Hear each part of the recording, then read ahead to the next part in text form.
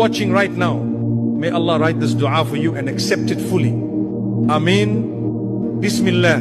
Ya Allah, grant the soul watching right now a peaceful, beautiful ending. Let their last breath be in peace.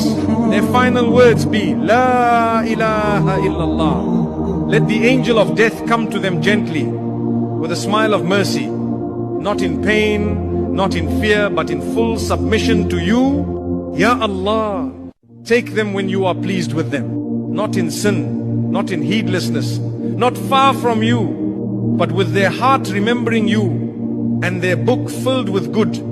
Make their graves spacious, full of light and serenity. Let it become a garden from the gardens of Jannah. Let them rest in peace until the day they meet you. Ya Rab, on the day of judgment, shade them under your throne. Let their face shine bright and their scale be heavy with good.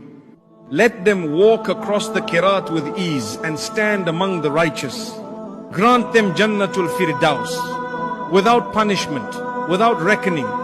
Let them be among those you smile upon forever. Ya Allah, forgive their past, strengthen their present, beautify their end.